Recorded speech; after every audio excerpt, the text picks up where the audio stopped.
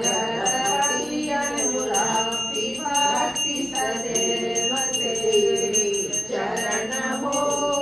क्षमा हो अपराध सब जय जय जयति जगदीश्वरा।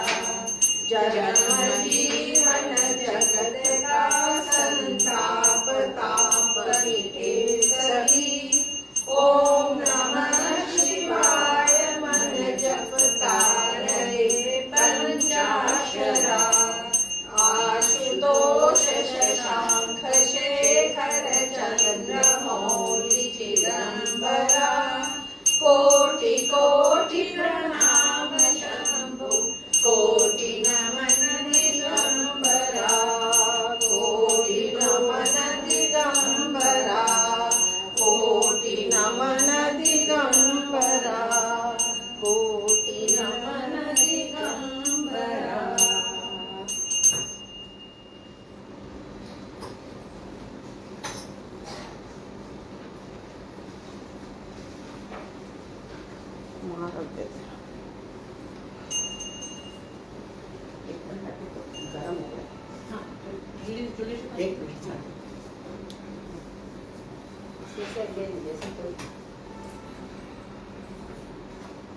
आरती कर ले लीजिए सब।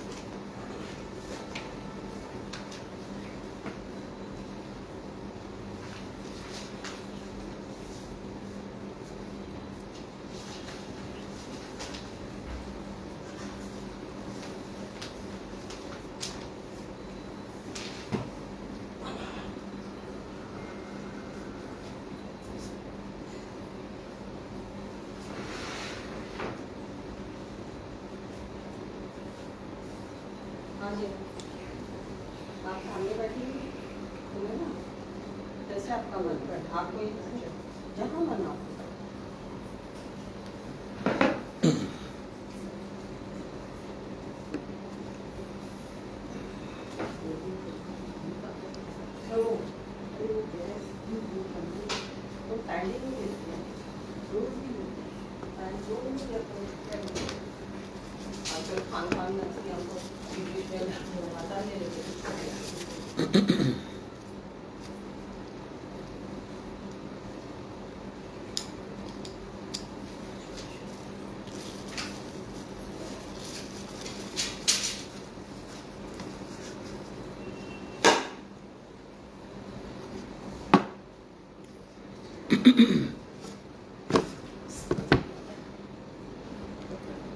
আপনাদের ঠান্ডা লাগলে এসিটা বন্ধ করে দেবো, দেখে নেবে। ইফ ইউ ফিল আনকমফোর্টেবল पंखा नहीं चला गया, एक चालू कर दो।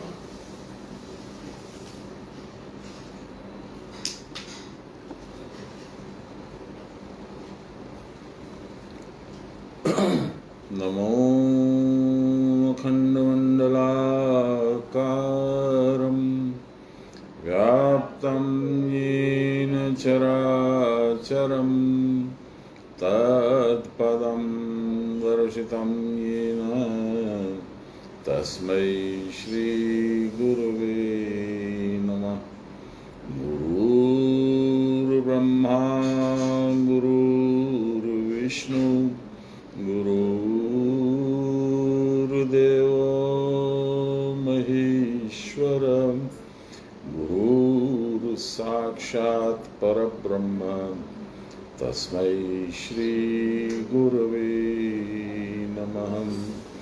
ध्यानमूलं गुरोर्मूर्ति पूजामूलं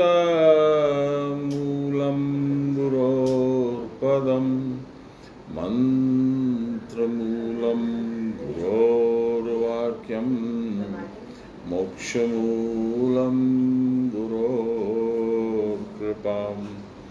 ब्रह्मानन्दं परमसुखदं केवलं ज्ञानमूर्तिं द्वन्द्वातीतं गगनसदृशं तत्त्वमस्यादिलक्ष्यम् एकं नित्यं विमलमचलं सर्वदा साक्षिभूतं भावातीतं त्रिगुणरहितं सद्गुरुं तं नमामि, सद्गुरुं तं स्मरामि, सद्गुरुं तं भजामि। नमो ब्रह्मण्यदेवाय गोब्राह्मणहिताय च जगद्विताय श्रीकृष्णाय गोविन्दाय नमो नमः। मूकं करोति वाचालं पङ्गुं लङ्घयते गिरिं यत्कृपातमहं वन्दे परमानन्दमाधवं। नमो श्री ब्रह्म विद्यायां योगशास्त्रे नमः, श्री गुरुचरणकमलेभ्यो नमः, श्री कृष्णाय नमः।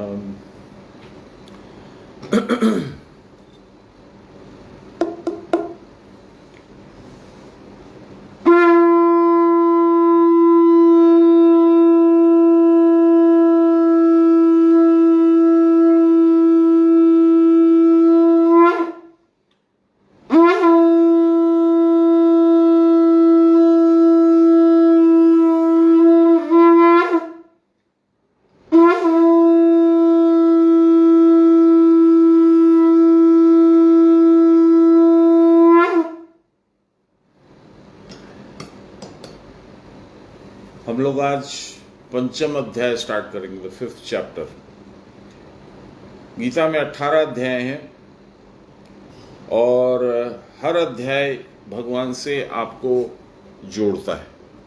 उसका पर्पस यही है, it is a link between him and you. वह लिंक जो आपने भुला दिया, छोड़ दिया, याद नहीं है।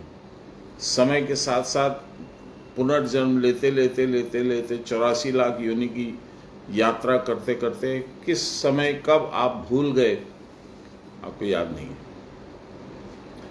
तो गुरु रूप में कृष्ण भगवान ने अर्जुन को गीता का उपदेश दिया और वह उपदेश इसी कारण से था कि अर्जुन की स्मृति का लाभ हो, याददाश्त, उसको वापस से स्मृति लौटाए।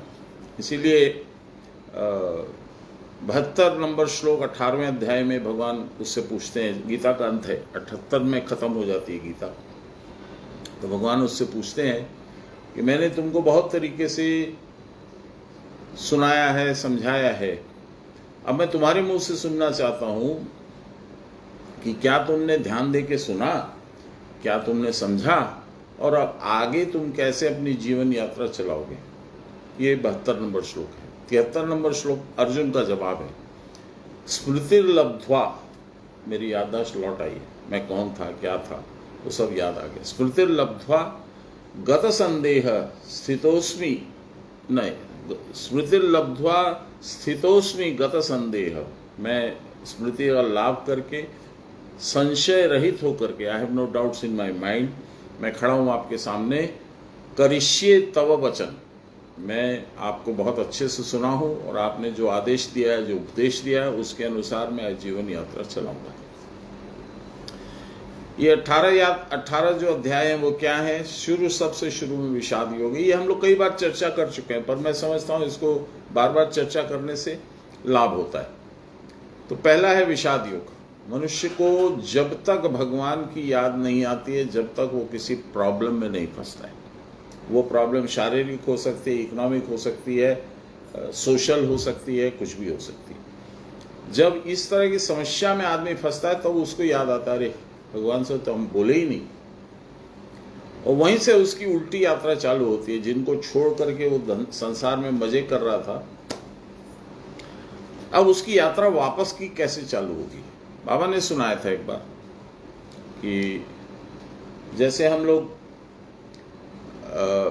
बच्चा जैसे स्कूल चला जाता है, स्कूल में पढ़ लिख करके अब उसके घर जाने के टाइम हो जाते हैं, स्कूल की छुट्टी हो गई, तब वो निकलता तो है स्कूल से घर जाने के लिए, पर रास्ते में देख रहा है कहीं फुटबॉल का मैच चल रहा है, कहीं रामलीला चल रही है, कोई नाटक चल रहा है, कोई डांस चल रहा है, उसी में फंस जाता है, उलझ जाता है और वो भूल जाता है। तब तक अंधेरा हो जाता है। घना जब अंधेरा हो जाता है तो डर जाता है। घना अंधेरा माने सब तरह से खतरा है। तो गुरु रूप में एक उसके सहायक आते हैं। क्यों रो रहा है बेटा? नहीं, तो घर जाना था, मेरे सब दोस्त लोग तो चले गए, मैं तो रास्ता भी भूल गया, घर का पता भी भूल गया, कैसे जाऊंगा? कोई बात नहीं, चल मैं चल बताता हूँ तेरे को। गुरु उंगली से पकड़ते हैं और ले जाते हैं और बोलते देख वो जो रास्ता है ना, वहाँ से बाएं वाले में जाना, दाहिने वाले में मत जाना कुछ भी। और वहाँ आगे तेरे को ऐसा मिलेगा, ऐसा मिलेगा, ऐसा मिलेगा, घबराना नहीं, भगवान का नाम जपते जाना, रटते जाना और चलते जाना। वो आगे जाके फिर कंफ्यूज हो जाता है, फिर वो रोने लगता है। फिर गुरु आते, क्यों घबरा रहा है? मैं हूं ना, चल। फिर उसको आगे बढ़ाते हैं। इस तरह से करके हम लोग को गुरु जो है भगवान के साथ मिलाते हैं। गीता जो है वह हमारे समस्त हिंदू धर्म में, सनातन धर्म में असंख्य शास्त्र हैं, काउंटलेस। 4 पुराण, 18 पुराण, 4 वेद, दुनिया भर की उपनिषद और सबकी टीका। शंकराचार्य जी के अलग है, उसकी अलग है, उसकी अलग है। तो इस तरह से बहुत सारे शास्त्र हैं, इतने कि आप नाम भी नहीं याद रखोगे। एक मनुस्मृति है, एक वो दयानंद सरस्वती की लिखी हुई है, कभी कुछ, बहुत सारा है।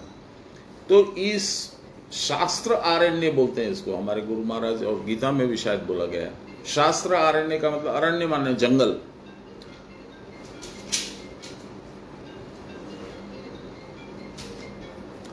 तो इस शास्त्रों के जंगल में आप खो जाते हो, आपको मालूम नहीं कहां जाना है, क्या करना है।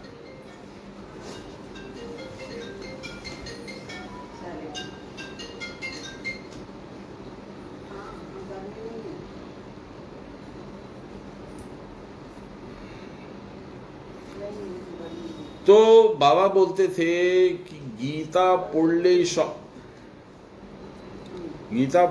सब हो जाए, আর কিচ্ছু পড়ার প্রয়োজন নেই।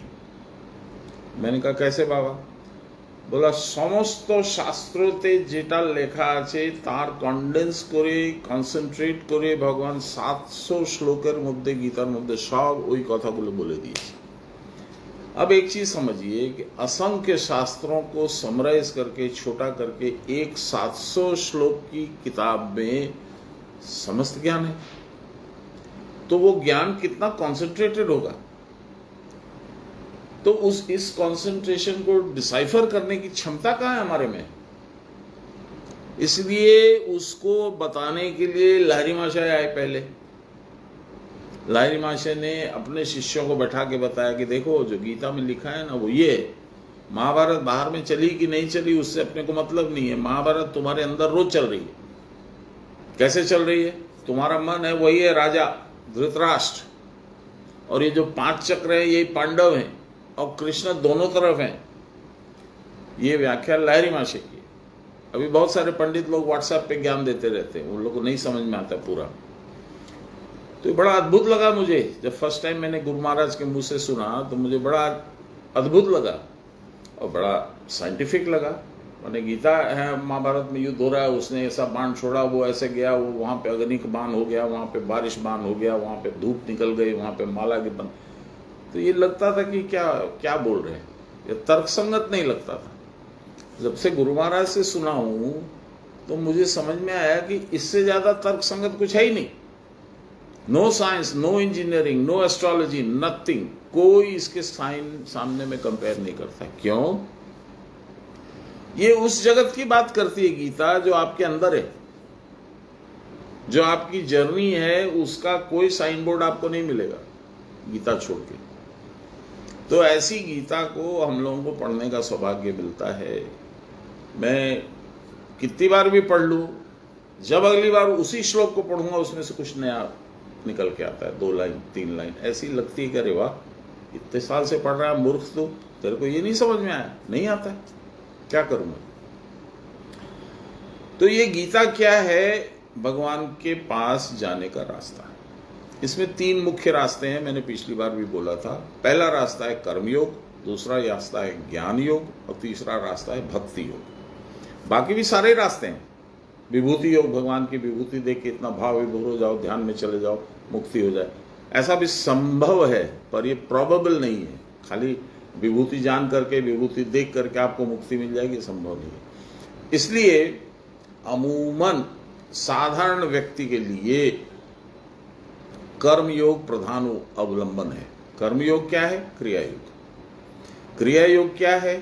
लहरी महाशय ने फिर हम लोगों को पर कृपा करके क्रिया योग अपने गुरु बाबा जी महाराज, जो लास्ट में फोटो है दुर्गा जी के बगल में, उनसे आदेश लेकर के और बोला कि महाराज इतनी बढ़िया चीज है, ये गृहस्थ लोगों को क्यों नहीं दी जाती है, खाली ऋषियों को और मुनियों को क्यों दी जाती है? बोले गृहस्थ लोग इतना समर्पण नहीं रख सकते हैं, तो गृहस्थों को देने का आदेश नहीं है।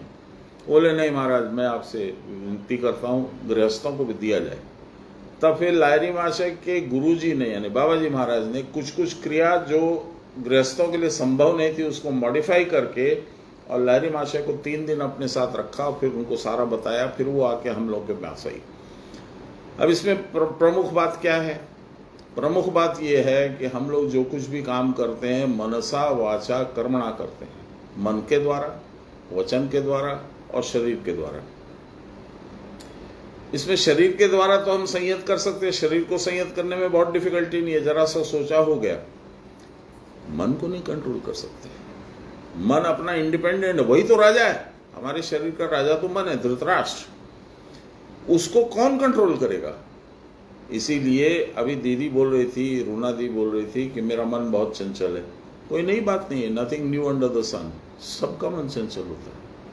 ये मन बना ही है चंचलता की वजह से। It has been created due to चंचलता ओनली। किस चीज की चंचलता? प्राण की चंचलता। प्राण क्या है? प्राण है भगवान की अपनी प्रत्यक्ष शक्ति। आप लोगों को मालूम होगा भगवान के पास 16 कलाएं हैं। जैसे मंजू के पास 3-4 कला है, भगवान के पास 16 कला है। मंजू के पास जो कला है वो इस 16 कला के 1000वें अंश में समस्त ब्रह्मांड है, उसमें आ जाती है। Painting, dancing, singing, jewellery design, housie, ये सब है इसके पास कला। भगवान के पास जो कला है उसके एक कला के 16 में से एक कला के 1000वें अंश में समस्त सृष्टि है। आप सोच सकते हैं कि उनकी कला क्या है। अब आप देखिए, एक छोटा सा सवाल है। हम लोग के कबीरदास जी ने कहा इसके लिए, बिंदु समाना सिंधु में बूंद गिरी पानी की और समुद्र का हिस्सा हो गई। सो जाने सब कोई, everybody knows this, nothing new. बहुत सामान्य बात है।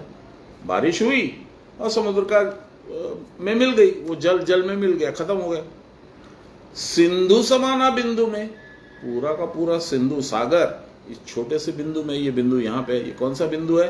प्रणव का ऊपर अर्धचंद्र रूपी नाद, उसके ऊपर जो बिंदु है उसकी बात हो रही है। उसमें सारे के सारे ब्रह्मांड का समावेश है और वो आपके अंदर है। बड़ी विचित्र बात है नहीं? आप उस बिंदु में हैं और उस बिंदु में समूचा संसार है और वो बिंदु भी आप में ही है।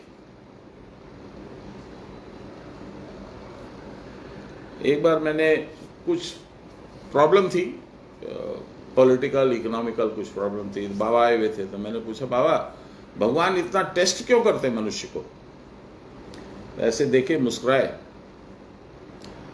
ভগবানের কাছে টাইম নেই তোমাকে টেস্ট করবে। তুমি কে? তুমি কি ভাবছো নিজেকে? फिर उन्होंने बोला तू जरा सोच, अभी कहाँ रह रहा तू? मैं बोला धनबाद में। धनबाद के किस हिस्से में? मैं बोला फलानी जगह है, ये धैया बोलते हैं उसको, धैया में। धैया में तेरा मकान कहाँ है? चंचनी कॉलोनी में। चंचनी कॉलोनी में कितना नंबर है तेरा? मैंने कहा 1 नंबर है। तो उसके कौन से रूम में है अभी तू? फलानी जगह। अब उल्टा चल, उस रूम से निकल, तेरा मकान, तेरे मकान के बाद उस मकान का पता, फिर चंचनी कॉलोनी, फिर धनबाद, फिर स्टेट ऑफ झारखंड, फिर तुम्हारा इंडिया, फिर एशिया, फिर पृथ्वी। और ये पृथ्वी जो है ये धूल के कोने से भी छोटी है। तो तेरा अस्तित्व कितना है? कभी सोचा है? फिर बोले भगवान कुछ नहीं करते, जो कुछ भी होता है तुम्हारे साथ, अच्छा या बुरा, वो तुम्हारे कई जन्मों के कर्म का फल है। तो टेस्ट नहीं करते भगवान, उनको टेस्ट करने की जरूरत नहीं है, वो तो रास्ता दिखाते हैं। तो हम लोग इन सब छोटी छोटी भ्रांतियों से ग्रस्त हैं। कुछ हो गया, अच्छा नहीं हुआ, हमारे मन लायक नहीं हुआ, तो भगवान को गालागाली करना चालू कर, हे भगवान तुमने ये क्या किया, मैंने क्या अन्याय किया था, मैंने तो सारी जिंदगी अच्छा काम किया था, मैंने कभी झूठ नहीं बोला, मैंने कभी किसी की चीटिंग नहीं की, मेरे साथ ऐसा क्यों किया? तुम्हारे साथ तुमने पिछले जन्म में क्या किया था तुमको मालूम है? नहीं मालूम है, उसका फल अभी दे रहे हो। तो पिछले जन्म में मेरे को कहां से मालूम है, उसका फल अभी क्यों मिलूंगा? इसलिए मिलेगा कि तेरे को ये देह ही मिली है पिछले जन्मों के कर्म फल को भोग करके समाप्त करने के लिए। यदि तेरा कर्म ही नहीं रहता तो देह भी नहीं आती, और देह आ गई है तो देह के साथ में 12 आना दुख और सिर्फ 4 आना सुख है। अब ये तुम्हारे ऊपर है कि उस सुख को 12 आना में कैसे मिलाओ जिससे हरदम तुम दुखी ना रहो। ये कला तुमको सीखनी होगी, और वो कला एक ही है, सब समय भगवत स्मरण। यह असंभव सा है, हम सोचेंगे करे हम आए संसार में लेने सिर्फ माला फेरने थोड़ी आए, सिर्फ हरे राम करने थोड़ी आए, हम तो मजा करने आए। तुम क्या मजा करोगे, क्या मजा करोगे? पैसा कमा लोगे, बहुत सारी संपत्ति इकट्ठा कर लोगे, ज्वेलरी इकट्ठा कर लोगे, 10 जगह घूम आओगे, ये मजा है? ये भी एक भ्रांति है कि हम मजा कर रहे हैं। मजा नहीं होता है, there is no such thing as मजा। द ओनली मजा is in feet, at the feet of the lord. इसीलिए हम लोग जो स्तुति गाते हैं, ब्रह्मानंदम परम सुखदम केवलम ज्ञान मूर्तिम द्वंद्वातीतम गगन सदृशम तत्वमस्यादि लक्ष्यम। इसका मतलब मैं कई बार बता चुका हूं, इसमें आगे नहीं बोलता हूं। तो अब हम लोग वापस आते हैं, कर्मयोग, पहला रास्ता। शबरी मैया को रामचंद्र जी का इंतजार करते हुए 50 साल से ऊपर हो गया। 50 साल पहले वो बहुत छोटी उम्र की थी, तब उसके गुरुजी मतंग ऋषि जिनके आश्रम में वो रह रही थी, उनका देहांत हो गया। जाते हुए उन्होंने शबरी को बुलाया था और बोला तू आश्रम छोड़ के मत जाना, सब लोग चले जाएंगे लेकिन तू अकेली रहना, रामचंद्र जी तेरे से मिलने यहाँ आएंगे। वो आए, रोज झाड़ू वाड़ू करके साफ सुथरा करके फूल वूल ले करके कुछ फल वल ले करके वेट करती थी, आज मेरे राम आएंगे। हम लोग का भी वो राम मंदिर जब प्रतिष्ठित हुआ तो एक गाना बहुत फेमस हुआ था, मेरे राम आएंगे, मेरी झोपड़ी में राम आएंगे। वो शबरी मैया का, हाँ, मेरी झोपड़ी के भाग खुल जाएंगे, आज मेरे राम आएंगे। एक चीज हम लोग को और बड़ी भ्रांति है, राम आएंगे। राम है यहाँ पे, राम है यहाँ पे, राम है तुम्हारी सांस में, हमको मालूम ही नहीं। हम लोग बाहर खोजते हैं, बद्रीनाथ चलते हैं, भगवान का बहुत बढ़िया दर्शन होता है, चलो केदारनाथ चलते हैं, भगवान का बहुत दर्शन, तिरुपति चलते हैं, बहुत सिद्ध है, सुनते। अरे भैया कहीं नहीं जाना है, तुम घर में बैठ के जो तुमको तुम्हारे गुरु ने बोला वो करो, यहीं आके दर्शन देंगे। तो ये जो झोपड़ी जो शरीर है, इसमें राम आते हैं। मेरी झोपड़ी के भाग आज खुल जाएंगे, मेरे राम आएंगे। वो कैसे हुआ? सारी ट्रिक भगवान की शक्ति को यूज करने की है। भगवान की शक्ति आपको विडंबित करती है। प्राण जब चंचल होता है तो मन का निर्माण होता है, मन का निर्माण होता है तो इंद्रियों का निर्माण होता है, तब आपको संसार दिखने लगता है। यमराज के पास में वो गया था नचिकेता, कठोपनिषद की बात है। तो वो बोला ऐसा क्यों होता है? बोले बहुत सिंपल है, बाहर देखना बंद कर दो। उन्होंने जो श्लोक बोला वो मैंने अपनी किताब में लिखने के लिए मैं मंदार गया था। आप लोगों को किस्सा मालूम है, उसको बार बार रिपीट करने का मतलब नहीं है, लेकिन गुरु की कृपा हुई, सान्याल महाशय की कृपा हुई, वो श्लोक मुझे मिल गया। एक छोटी सी किताब है मेरी पूजा के बैग में, श्लोक याद हो गया। परांचिकानी व्यतृणत स्वयंभो तस्मात् परांग पश्यन्ति न अंतरात्मना। भगवान ने सारी इंद्रियों को बहिर्मुखी करके बनाया है। आंख बाहर देखती है, कान बाहर का सुनते हैं, नाक बाहर का गंध लेते हैं, जिह्वा जो है बाहर का टेस्ट लेती है। इसलिए हम बाहर झांकते रहते हैं, अंदर में जो भगवान बैठे हैं आत्मा रूप में मेरे अंदर, उसको हम लोग नहीं जान पाते हैं। फिर से सुनिए, परांचिखानी व्यतृणत स्वयं, भगवान ने निर्मित किया स्वयंभू, स्वयंभू माने भगवान, तस्मात् इसलिए, परांग पश्यन्ति बाहर की चीजें देखते हैं, न अंतरात्मना अंदर में जो आत्मा है उसको नहीं देख सकते। तब उपाय क्या है? कश्चित धीरा प्रत्यक आत्मना मैक्षते अमृत चक्षुम अमृतात्मिच्छन न, कुछ कुछ धैर्यवान लोग अमृतत्व प्राप्त करने के लिए नहीं, अमर होने की इच्छा से मैक्षते यानी देखते हैं आंखें बंद करके। ये कैसा देखना हुआ? अभी तक तो बाहर आंखें खोल के देखते हैं ना भाई, आंखें बंद करके कैसे दिखें? क्यों आपको अंदर देखना है तो आंखों को उलट दीजिए, नाक को उलट दीजिए, सारी इंद्रियों को इन्वर्ट कर दीजिए, लुकिंग इनवर्ड्स। ये कर्मयोग से होगा। कैसे होगा? भगवान की एकमात्र शक्ति आपको बताए जो प्रत्यक्ष है, जो सारी दुनिया को दिखती है, उसका नाम है प्राण। तो उस प्राण की शक्ति से मन पैदा होता है जब वो चंचल होता है, तो अब उसको स्थिर करने की चेष्टा कीजिए। वो स्थिर कैसे होगा? गुरु बताते हैं कैसे करना है, वो आपको करने का कौशल आ जाएगा। 2 महीना में, 4 महीना में, 6 महीना में, 8 महीना में, 1 साल में, धीरे धीरे कुशलता पूर्वक ये काम आप कर पाओगे। तब क्या होगा? एक श्लोक है जो हम लोग अभी कई बार से पढ़ रहे हैं, अभी 4th अध्याय ज्ञान योग में भी वो आया था। विधिवत प्राण संयामेर नाड़ी चक्र विशोधते, सुषुम्ना बदनम वित्वा सुखे दुषति मारुत, मारुत मध्य संचारे मनस्थैर्यं प्रजायते, सो सुस्थिरी मनस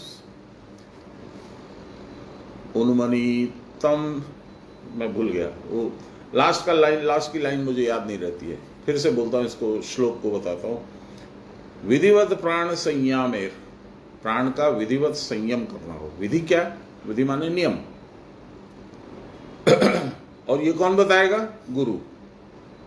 विधिवत प्राण संयमे, प्राण का संयम करो, उसको रोको, उसको कंट्रोल करो, उसका मूवमेंट ठीक करो। तो क्या होगा? विधिवत प्राण संयमेर नाड़ी चक्र विशोधते, नाड़ी चक्र का शोधन होगा। नाड़ी चक्र क्या है? आपके हर चक्र जो है वो नाड़ी चक्र बोलते हैं उसको। उसमें 3 नाड़ियां रहती हैं, इड़ा, पिंगला, सुषुम्ना। वो नाड़ी का चक्र बनता क्यों है? क्योंकि नाड़ी में इतनी सूक्ष्म होती है, गांठ पड़ जाती है। 1, 2, इसको 2 पेटल लोटस बोलते हैं यहाँ पे, तो इसको चक्र को कमल बोलते हैं। 4 पेटल का है नीचे, फिर 16 है, फिर 12 है, फिर 8 है, फिर ऐसे करके अलग अलग है, मुझे याद नहीं कितनी संख्या। तो ये खुलने लग जाएंगी, ये जितने नॉट्स हैं, ये जो गांठें हैं वो खुलने लग जाएंगी। इसी को शोधन बोलता है। जब गांठें खुलेंगी तो उस नाड़ी से प्राण का प्रवाह स्मूथली होगा। जो अभी उसमें जा करके फंसती थी, छटपट करके फिर निकलती थी, तो आपके मन का चंचलता बढ़ता था। अब वो जब स्मूथली मूव करने लगेगी, तब क्या होगा? प्राण दोनों बाहर की नाड़ियों को छोड़ करके सुषुम्ना में चलने लगेगा। सुषुम्ना क्या है? सुषुम्ना है एक हेयर का 1000th हिस्से का एक भाग, 1/1000th part of a human hair, इतनी सूक्ष्म। और इसमें क्या है? सारा ब्रह्मांड इसी में, भगवान स्वयं भी इसी में वास करते हैं, इसीलिए ब्रह्म नाड़ी भी बोलते हैं इसको। तो इसमें जब सुषुम्ना में जब प्राण का प्रवाह चालू होगा तो आपका संसार लोप हो जाएगा। है सब कुछ जैसा है वैसा है, लेकिन आपको उसकी प्रतीति नहीं होगी, आपको अंदर में आप आनंद में रहोगे। ये है मजा करना। ये मजा क्या है? मेलोडी खाओ खुद जान जाओ। मैं बोलूंगा भी तो नहीं समझ में आएगा, क्योंकि मुझे भी पूरा नहीं समझ में आया, इसलिए इसको डिस्क्राइब करने का मेरे पास कोई उपाय नहीं, ये गुरु ही बता सकते हैं। तो ये हुआ, सुषुम्ना में प्राण का प्रवाह चलने से आनंद की अनुभूति, शांति की अनुभूति, संसार की अनुभूति का समाप्त होना। बाकी दो अनुभूतियां होंगी और एक ये समाप्त हो जाएगी, संसार नहीं दिखेगा। मोह नाश होगा, अहंकार नाश होगा, बुद्धि शार्प हो जाएगी, भगवत मुखी हो जाएगी बुद्धि, संसार मुखी नहीं होगी। ये सब चीजें होंगी तब क्या होगा? ज्ञान उत्पन्न होगा। अभी प्रोसेस में है, अभी पहुंचे नहीं है, ये मत समझ लीजिए कि हम लोग पहुंच गए। इतना करने से ज्ञान उत्पन्न होगा। अभी रामचंद्र जी और शबरी जी की कथा वापस आते हैं हम लोग। शबरी ने रामचंद्र जी से कहा, महाराज मुझे आप कृपा करके भक्ति के रूप बताइए। तो रामचंद्र जी ने 9 रूप बताए भक्ति के। तो मैं सीधा ज्ञान वाले पे आ जाता हूं। मंत्र जाप कर दृढ़ विश्वासा, रामचंद्र जी बोल रहे हैं शबरी से, जो तेरे गुरु ने तेरे को मंत्र दिया है उसको दृढ़ विश्वास रख करके उसको जाप करती रहे जैसा उन्होंने बताया। तब क्या होगा? मंत्र सोही जो वेद प्रकाशम, वेद माने ज्ञान। वो मंत्र के जाप से तेरी जो क्रिया तेरे को गुरु ने बताई है, उस क्रिया के योग से तेरे यहाँ पे ज्ञान का उदय होगा। अब क्या हुआ? ज्ञान हो गया। तब क्या ज्ञान हो गया? ज्ञान हो गया तो ये पता चला कि भगवान ऐसे हैं, मैं ऐसा हूं, उनसे निकल के आया हूं, उन्हीं का अंश हूं, वगैरह वगैरह वगैरह। लेकिन अभी भी भगवान को पूर्ण रूप से मैं नहीं जान पाया हूं। तब क्या हुआ? तब ज्ञान के बाद में आएगी भक्ति। इसलिए कर्म योग, ज्ञान योग, भक्ति योग। भक्ति में क्या होगा? भगवान छोड़कर कुछ दिखेगा ही नहीं। तब क्या होगा? तब तुलसीदास की वो बात होगी जो मुझे बहुत अच्छी लगती है। तुलसीदास जी ने कहा है, विधि हरि शंभु न चावन हारा। विधि माने ब्रह्मा, शंभु माने शिव, और विधि हरि, हरि माने विष्णु। विधि हरि शंभु न चावन हारा, को नहीं जानत मर्म तुहारा। तुम क्या हो, कैसे पाए जाओगे, वो लोग भी नहीं जानते।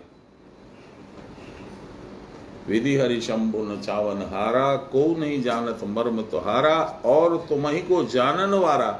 अब क्या कर रहे हो आप? कर्म और ज्ञान और भक्ति के द्वारा आप उनको जानने की चेष्टा कर रहे हो।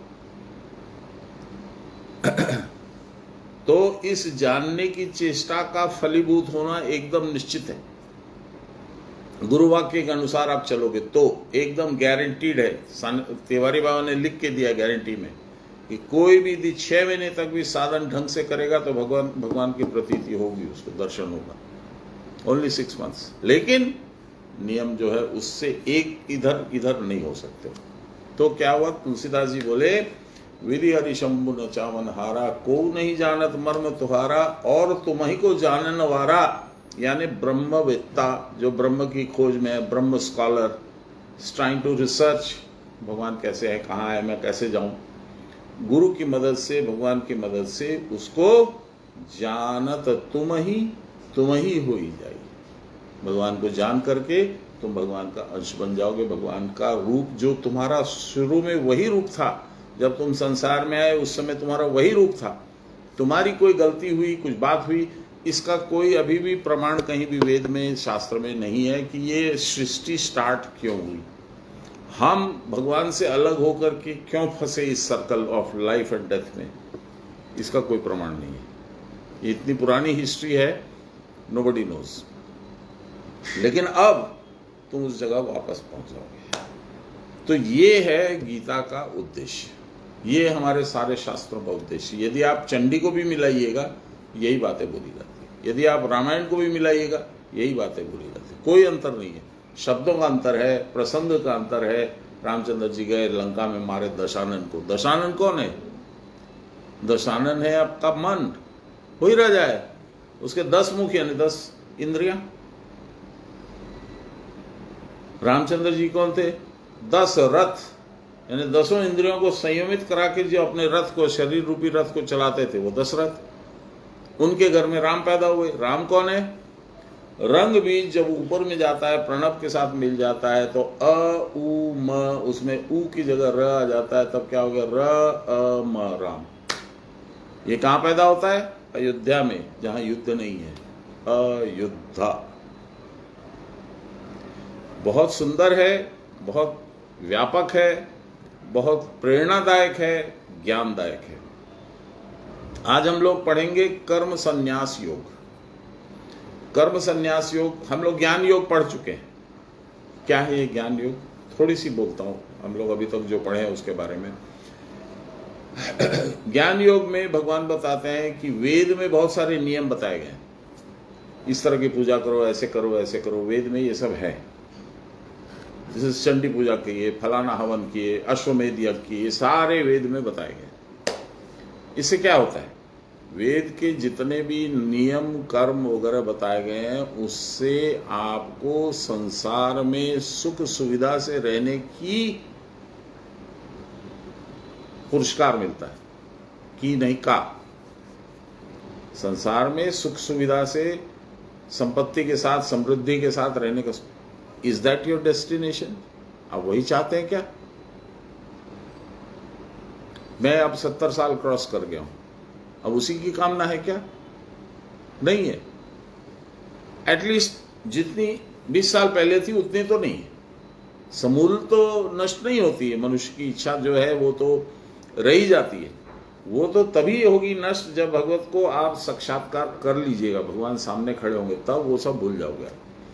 जैसा कभी कभी क्रिया करते करते परावस्था की 5 सेकंड, 10 सेकंड, 15 सेकंड, 5 मिनट नशा आता है, उस समय होता है। तो ज्ञान योग में ये बताया गया कि वेद विहित जो कर्म है वो भी एक तरह के यज्ञ हैं। यज्ञ इस शब्द से निकलता है यजन। यजन का मतलब होता है भगवान की स्तुति करना, उनको प्रोपिशिएट करना, जिसको इंग्लिश में बोलते हैं, या उनको प्रसन्न करना। स्तुति हम लोग गाते हैं, देवता लोग गाते हैं देवी की, भगवान की। तो क्यों गाते हैं? उनको हम लोग महिमा गाते हैं, उनको प्रसन्न करते हैं। तो ये जो यज्ञ है, ये यज्ञ निकला है यजन शब्द से। इसका मतलब भगवान की स्तुति करना, भगवान का गान करना, भगवान का भजन करना। ये कई तरीके का होता है। फिर से मैंने बताया, मनसा वाचा कर्मणा, मन से, वचन से और कर्म से। तो हम लोग जब भगवान के पास जाने की चेष्टा करते हैं तो धीरे धीरे हमारे मानसिक अवस्था में परिवर्तन होता है। जो चीजें हमको पसंद थी उसमें थोड़ी सी अब रुचि 5% 7% कम होती है। जैसे हम लोग को पसंद था, मान लीजिए अड्डा मारना, मूवी देखना, पार्टी में जाना, पहले बहुत पसंद था। अरे चलो वहाँ पार्टी है, चलते। अब लगे यार नहीं जाना, घर में बैठे आराम से भगवान का नाम ले रहे। इसको बोलते हैं प्रत्याहार। प्रत्याहृत का मतलब थोड़ा सा अलग हो जाना। जो आपकी इंद्रियों को आनंद दे रही हैं ऐसी व्यवस्थाओं से थोड़ा अलग हो जाना, ये है प्रत्याहार। फिर होती है धारणा, मैं कौन हूं, वो कौन है। फिर होता है ध्यान। वो जब प्रगाढ़ होता है, धारणा जब प्रगाढ़ होती है तो आता है ध्यान, उसी में लगा रहता है। फिर और दूसरी चीजें खत्म हो जाती है। फिर आती है समाधि। यानी 4 चीजें मिलती हैं, प्रत्याहार, धारणा, ध्यान और समाधि। तब ये जर्नी खत्म होती है। जब समाधि हो गई तो जानत तुम ही हुई जावा वाली स्थिति आ गई, तब वो समाधि है। उसको परावस्था बोलते हैं, समाधि बोलते हैं। कबीरदास जी ने भी यही बात बोली है। कबीरदास जी ने क्या बोला है? लाली मेरे लाल की जिद देखो तित लाल, लाली देखन में गई मैं भी हो गई लाल। लाल लाल तो सब कहें और सबके पल्ले लाल, गांठ खोल देखियो नहीं तासे रहो कंगाल। कौन सी गांठ? ये चक्रों वाली गांठ, सुषुम्ना जहां से पार हो जाए वो वाली गांठ कभी खोली नहीं, इसलिए कंगाल रह गए। भगवान है पर देख नहीं पा रहे, वो बंधे हुए शरीर के कोने में पड़े हैं बेचारे, कर रहे हैं तुम्हारा सारा काम, तुम नहीं देख पा रहे। तो ये ज्ञान योग है। इसमें फिर बोलते हैं आगे द्रव्य यज्ञ होता है। द्रव्य यज्ञ 2 तरीके से होता है। आप कुछ मटेरियल चढ़ाते हैं भगवान को, बेलपत्र चढ़ा दिए, विष्णु भगवान को तुलसी का पौधा चढ़ा दिए, मंत्र के साथ चढ़ा दिए, चंदन लगा के चढ़ा दिए, भाव भक्ति श्रद्धा के साथ चढ़ा दिए। ये हो गया द्रव्य यज्ञ। एक द्रव्य योग होता है किसी को दान दक्षिणा कर दिए, कपड़े दे दिए, ये भी होता है। एक होता है स्वाध्याय यज्ञ, अच्छा पाठ, हम करें, वेद का पाठ किए, गीता का पाठ किए, रामायण का पाठ किए, ये हो गया स्वाध्याय यज्ञ। एक होता है दान यज्ञ, हमारे भाई साहब करते थे दान यज्ञ। एक दिन उन्होंने पूछा भी, यार मैं 3 ट्रक लोड कंबल बंटवाऊं, मैं यहाँ करूँ, मैं यहाँ करूँ, मैं खिचड़ी का किचन लगाऊं गांव में, गरीब में बहुत हजारा लोग खावे, तो फिर मन क्रिया की जरूरत है क्या? डू आई नीड क्रिया? अब बड़े हैं तो मैं क्या बोलूं उनको, मैं तो ज्ञान नहीं दे सकता उनको। I am suppose to retain my position down the ladder. मैंने बोला भैया वो सब उसमें थोड़ा थोड़ा कभी कभी अहंकार तो आ जाता है ना। अहंकार का क्या काम है इसमें? हम दान पुण्य का काम कर रहे हैं, धर्म का काम कर रहे हैं, इसमें अहंकार का क्या है? मैंने कुछ नहीं बोला, मैं कर रहा हूं, यही तो अहंकार है। तुम कौन हो करने वाले? तुमसे वो करवा रहे हैं, ये सोच ही नहीं आती हम लोगों में। तो फिर वो कैसे कैसे हुआ, बड़ा जादू सा हुआ, उनकी दीक्षा हो गई। तो अब मैं 2-3 किस्से, वो दुलारी नहीं आई आज, क्यों? अच्छा अच्छा। एक उन्होंने कहीं से व्हाट्सएप में एक पोस्ट किया था, आप लोगों ने सबने देखा, बहुत सुंदर आपने कमेंट किया, आपने भी, इनने भी सबने। वो एक्चुअल में बहुत सुंदर है। क्या है, एक संत था, वो भगवान की मूर्ति लेके ही सब जगह फिरता था, गोपाल जी की मूर्ति लेके, और संत था और भगवान को साथ में ही रखता था। तो एक दिन वो ट्रेन से कहीं जा रहा था, तो संतों की टोली मिल गई उसको ट्रेन के अंदर। तो गोपाल जी को सीट पे खड़ा करके उनके साथ रम गया, भगवान की बातें होने लगी, चर्चा होने लगी, और भूल गया। जब उसका स्टेशन आया तो उतर गया, गोपाल जी को नहीं ले गया। अब उसको याद भी नहीं है कि गोपाल जी को नहीं लाया हूं। जब अपने आश्रम में पहुंचा, वहां पर उसने भोग लगाने की जब बात हुई तो गोपाल जी ढूंढना चालू किया। तो गोपाल जी को ट्रेन में छोड़ आए हो तुम, तो नहीं मिले। तो बड़ा वो अपसेट हो गया। तो उसने दूसरे संतों को बोला, ऐसा ऐसा हो गया, उसको भगवान, तो मेरे गोपाल के बिना तो मैं खाना पीना भी नहीं खाऊंगा। बोले चलो स्टेशन पे चलते हैं, स्टेशन मास्टर को पूछते हैं कोई उपाय होगा। तो ये लोग स्टेशन मास्टर को पूछे, बोले कौन सी ट्रेन में आप आए थे? बोले फलानी ट्रेन में। बोले वो उस प्लेटफॉर्म पे खड़ी है, हम लोग जब से उसको चाह रहे हैं निकल जाने के लिए, वो चलती ही नहीं है। पता नहीं क्या हो गया, हमारे इंजीनियर भी थक गए, लाइन्समैन भी थक गया, इंजन ड्राइवर भी थक गया, गार्ड भी थक गया, ट्रेन चलती ही नहीं है। तो ये लोग सारे गए, और बोगी में चढ़े, गोपाल जी मिल गए, प्रणाम किया, उतरा, ट्रेन चल दी। तो मैंने दुलारी जी को लिखा कि ऐसे 2 किस्से मेरे साथ भी हैं। बोले क्या है भैया बताइए, आप लोगों ने पढ़ा होगा, पता नहीं पढ़ा कि नहीं, जो भी है। एक बार आपने आपने बोला ना गीता क्लास में बताऊंगा। हाँ, तो नहीं, मैंने उनको भी बताया, तो चलिए गीता क्लास में भी बता देता हूँ। तो हुआ ये कि शाम को शताब्दी से धनबाद से चलने वाले थे गुरु महाराज, 7 लोगों की टिकट बनी थी। तो ये अचानक दोपहर को 2-2:30 बजे कोई चर्चा हो रही थी, बैठे रहते तो गप मारते हैं। तो बाबा को बोली इनका सीमेंट प्लांट है, वो चल नहीं रहा है, पता नहीं क्या है, थोड़ा आप देखिए। अब ये गुरु बहन है, ये बोल सकती है, मैं तो शिष्यों में नहीं बोल सकता हूँ, मेरे को तो एक मर्यादा मेंटेन करनी है। तो उन्होंने मुझे बुलाया, अरे तो सीमेंट प्लांट अच्छे हैं बाबा, चले नहीं ना बाबा, क्या ना? बोले नहीं मालूम बाबा, चौ में देख लो, मैं जाऊंगा देखने के लिए। 2:30 बज रहे हैं, 5:35 पे शताब्दी छूट जाती है धनबाद स्टेशन से, 5 मिनट रुकती है। तो जैसे ही हम लोग मेरे घर से निकले, सामने मेरी ऑफिस थी रोड के उस पार। बोले उठा तुम्हारा ऑफिस है? उठाओ तो कोनो दिन देखाओ नहीं आके। बोले प्रभु अभी सीमेंट प्लांट जाइएगा तो ऑफिस छोड़ दीजिए, ऑफिस जाइएगा तो सीमेंट प्लांट छोड़ दीजिए। बोले ना, क्या नो, चलो उठा नहीं जाओ। चले गए। अब मैंने अपनी सीट पे उनको बैठाया और मैंने कहा, वो माला वाला पहना के उनका जो आदर करना था किया, आरती करी।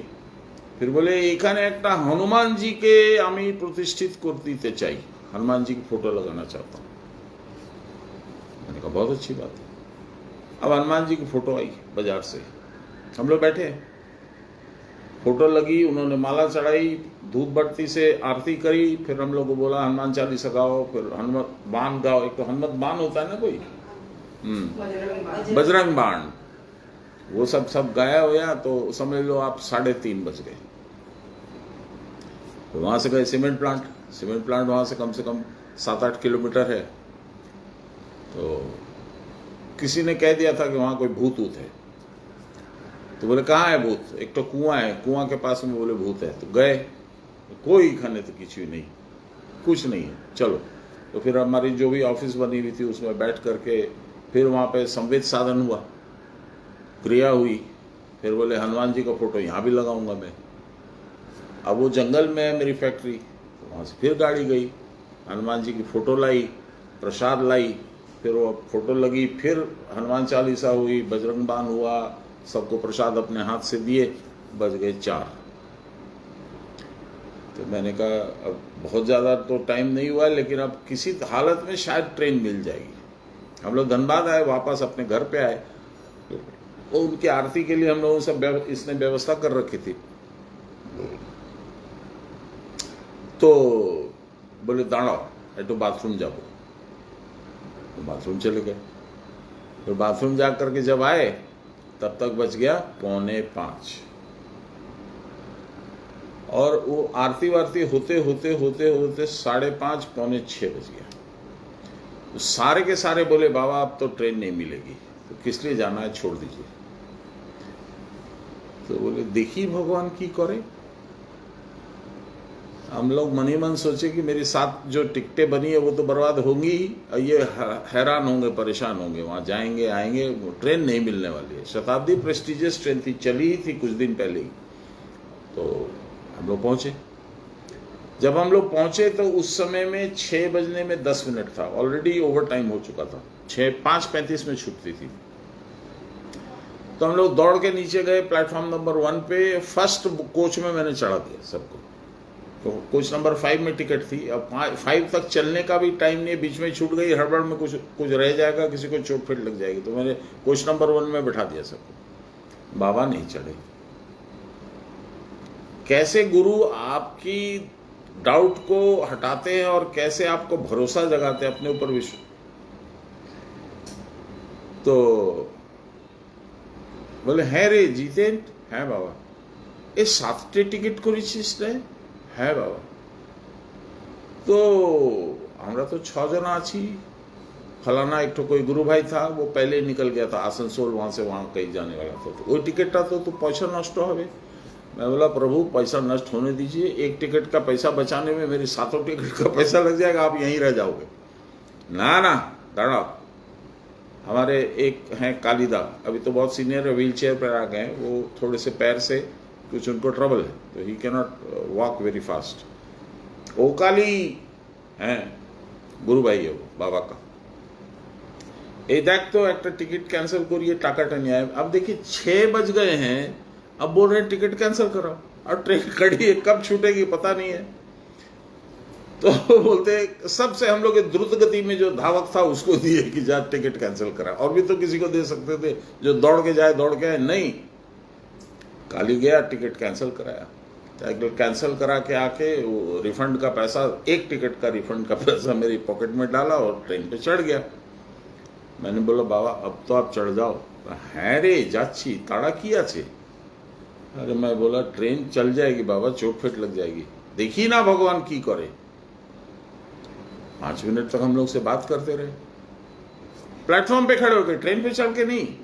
फिर हमने कहा प्रभु आप ऊपर चढ़ के बात करो अब आप। तो थोड़ा सा मैं स्ट्रांगली बोला, तो ट्रेन पे चढ़ गए। फिर हम लोग सब पैर छू के प्रणाम किए। आश्चिताले 6:10, ठीक आधे घंटा के बाद शताब्दी ट्रेन प्लेटफॉर्म पे खड़ी है। हम लोगों के कम से कम भी 6-7 गुरु भाई लोग, कुछ वहाँ इंजन ड्राइवर के पास और कुछ गार्ड के पास दौड़ा दौड़ी कर रहे हैं, हमारे गुरु महाराज आए नहीं है, अभी लेट हो रही है, ये ट्रेन को रोक लीजिए। क्या पागल है आप लोग, हम लोग नौकरी खाइएगा, शताब्दी को रोक सकते हैं? ये सब सुन के हम लोग आए, हम लोग लास्ट में आ गए। बाबा आप आ गए तो अब जब आप जाए। फिर बोले आश्चिताले है बाबा, चल दीजिए। हम वापस उनको छोड़ के जब रास्ते में आ रहे थे तो हम विचार कर रहे थे ये लीला क्यों की इन्होंने। कोई तो आवश्यकता नहीं थी इस लीला की, सारा काम तो टाइम से भी हो सकता था। तो ये लीला ट्रेन को रोकना और ये करना, ये क्यों किया इन्होंने? तो मुझे समझ में आया कि कहीं ना कहीं बेटा तेरे दिमाग में जो है ना विश्वास की कमी है। उस विश्वास को एकदम मजबूत बनाने के लिए किया। ये एक किस्सा हुआ। तो ट्रेन नहीं चल रही थी ना, वो इसीलिए उसी से कनेक्शन करके आप लोग को बताया। वो गोपाल जी नहीं जा रहे थे, यहाँ हमारे गोपाल जी चढ़ नहीं रहे थे ट्रेन में। एक बार कलकत्ता से राजधानी में आ रहे थे हम लोग, यहाँ संघ था, 2-4 दिन के अंदर में ही संघ था। तो आधे घंटे लेट हो गई ट्रेन। मंजू की एक फ्रेंड थी, आशा देवी नाम था उसका, गुरु बहन भी थी, मेरे रिश्तेदार भी लगती थी, बाबा से दीक्षित भी थी। उसको थोड़ा विश्वास कम था। तो ट्रेन का अनाउंसमेंट हुआ धनबाद स्टेशन पे 7:15 7:30 में हम लोग पहुंचे थे। 7:45 में शायद आती थी उस समय। तो अनाउंसमेंट हुआ कि राजधानी आधे घंटे लेट से चल रही है। तो मैंने आशा देवी को बोला, अरे राजधानी से हावड़ा से आ रहे थे बाबा, तुमको याद तो रहता नहीं मंजू।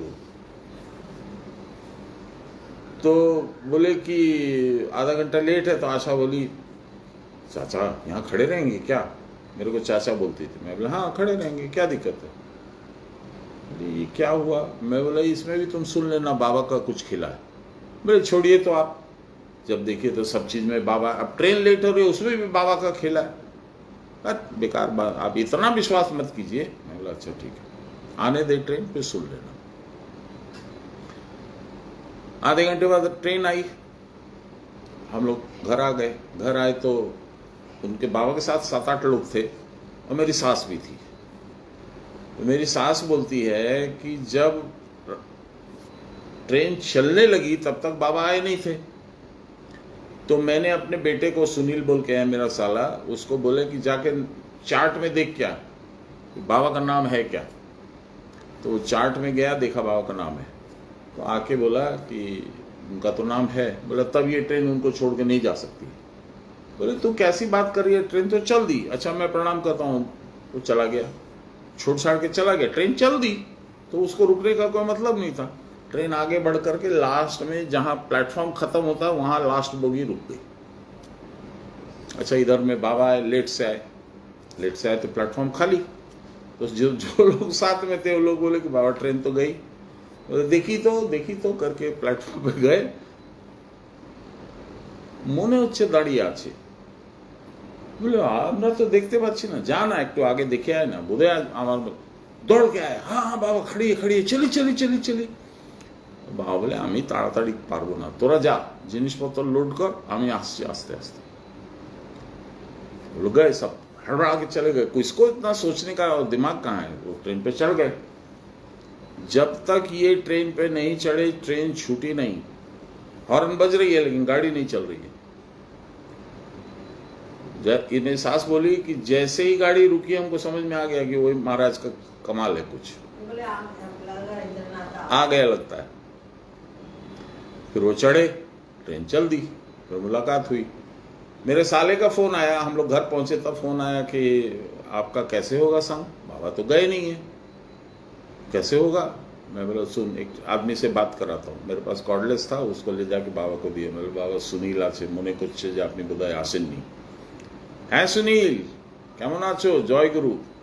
सुनील है, उसका मुंह ही खुला रह गया, उसको समझ में नहीं आ गया कैसे हुआ। मैंने देखा है ट्रेन मेरे सामने चल दी है, ये कहां से पहुंच गए धनबाद। अच्छा ये किस्सा हम जैसे आपको बता रहे हैं, ऐसे हम लोग पटना संघ में बब्बू भाई थे, भगवान दा के छोटे भाई, उनको सुनाया। बोले महाराज हम लोग को क्या ये सब किस्सा सुनाते हैं? ये जब भी पटना आते हैं हम लोग जाते हैं स्टेशन पे इनकी तैयारी करने के लिए कि बोगी वोगी में सब इनका सेटिंग कर देंगे, ये चले जाते हैं नहाने के लिए और हम लोग वहाँ खड़े रहते हैं, ट्रेन भी नहीं आती है। फिर ये जब आते हैं तब ठीक ट्रेन आती है, इसमें नया बात कुछ नहीं है। तो अगला बार हम लोगों ने ये विचार किया कि जब इतनी दूर जाके हम लोग वेट क्यों करें, इन्हीं से पूछ लो कब ये जाएंगे, कब ट्रेन आएगी। तो बोले हम लोग इन्हीं को पूछते हैं, महाराज आप कब जाओगे? तो आपके साथ जाते हैं। और मजे की बात, ये जहां खड़े हो जाते हैं प्लेटफॉर्म पे, इनकी कोच का डब्बा ठीक गेट एकदम सामने रुकता है। कितनी बार हमने देखा है। तो अब इन सब चीजों को आप कोइंसिडेंस बोल सकते हैं। एक नॉर्मल आदमी रैशनलिस्ट जो रैशनलाइज करता है, जो लॉजिक के साथ काम करता है, वो बोल सकता है कि ये सब कोइंसिडेंस है। कितना कोइंसिडेंस चाहिए आपको विश्वास जमने के लिए? मैंने एक बार ऐसे ही बोला था बाबा को, बाबा भगवान আছে এটা তো আমার বিশ্বাস আছে। তো हंस के बोले, যাক গা বাবা, ভগবান বেঁচে গেল। তোর অবিশ্বাস থাকলে কি হতো, ভগবানের চিন্তা করতো। তো বলে भगवान का सारा कुछ उद्धार कर তুমি ভগবানের 14 পুরুষের উদ্ধার করে দিয়েছো। ठीक है। बोला बाबा मजाक तो आप कर लिए, लेकिन अब मेरी बात यह है कि मुझे लॉजिकली समझा दीजिए कि भगवान है। मैं मानता हूं वो है, पर कैसे हैं मैं कैसे जानूं? कितनी सुंदर बात उन्होंने बोली। देखो बाबा, তুমি এখন বুদ্ধির সীমানায় আছো, अभी तुम बुद्धि की बाउंड्री में हो, बुद्धि से सोचते हो। যেখানে বুদ্ধির সীমা শেষ হয় সেখানে ভক্তি প্রারম্ভ হয়, আর ভক্তির শেষ যেখানে হয় পরাবস্থা, সেখানে ভগবান দাঁড়িয়ে আছে। এখন তো অনেক লম্বা তোমার রাস্তা আছে, এখন বুঝতে পারবে না। समझिए बात। हम लोग कैसे चाहते हैं भगवान को, राम जी आए हैं मेरे घर में ऐसा हो जाएगा, फलाना आए, हम अभी तिरुपति में इतना लड्डू चढ़ा के आए, हम केदार में ऐसा करके आए, हम बाबा विश्वनाथ के ऐसा करें, हमारा ऐसा होगा, हमारा। अरे भगवान कोई सिक्योरिटी गार्ड नहीं है कि तुम्हारा जो सिक्योरिटी बनाते रहेगा, ये काम तुम्हारा कर देगा, वो काम कर देगा। भगवान इज भगवान। उनको न झुकाव है, न भाव है, न ममता है, न निष्ठुरता है, खाली वो देखते हैं क्या कर रहा कौन। तो ये है ज्ञान। ज्ञान योग का आपको सब बता दिया। लास्ट में ज्ञान योग में एक है, प्राणे जुह्यति अपानो अपाने प्राणो तथा परे, प्राणापान गति रुद्ध्वा प्राणायाम परायणम। इसका मतलब क्या है? ये बाबा बहुत बार बोलते थे ये श्लोक, मुझे याद नहीं रहता था, अभी 2-3 बार पढ़ा हूं इसलिए थोड़ा सा याद है। क्या बोलते हैं कि प्राण को अपान में हो हवन कर दो। प्राण क्या है? प्राण है मतलब सांस निकलना, इसको प्राण बोलते हैं। सांस का आना, इसको अपान बोलते हैं। तो आने वाला सांस यानी इनहेलेशन को एक्सहेलेशन में जला दो, हवन कर दो। एंड रिवर्स, एक्सहेलेशन को इनहेलेशन में हवन कर दो। ये प्राणायाम करते करते करते करते अपना आप होगा। फिर लास्ट में प्राण रोकना पड़ेगा, रुक जाएगा total. External breathing will stop. External breathing जब रुक जाएगी तब उस प्राण को मुख्य प्राण में हवन कर दो। अब देखिए बड़ी इंटरेस्टिंग चीज है जो हम लोग को सबको मालूम है, रामायण भी हम लोग जानते हैं, सीता जी को भी जानते हैं, राम जी को भी जानते हैं, लक्ष्मण को भी जानते हैं, पर ये नहीं जानते कि वो रूप क्या है। सीता जी है मुख्य प्राण, वही है कुल कुंडलिनी। उस प्राण के हृदय शरीर में, बच्चे के शरीर में प्रवेश होने के बाद में सांस चालू होती है। बच्चा जब पेट में आता है तो कितने दिन के बाद ब्रीदिंग स्टार्ट होती है? 2 महीना 3 महीना है, 2 महीने। तो वो सीता जी जब वहाँ कुल कुंडलिनी रूप में मूलाधार के नीचे यानी स्पाइन के नीचे बच्चे की जब जाके लॉक हो जाती हैं तब उसकी ब्रीदिंग चालू होती है। इसीलिए जो ये प्राण जो हम लोग जानते हैं इसको हनुमान बोलते हैं और कुल कुंडलिनी को सीता बोलते हैं।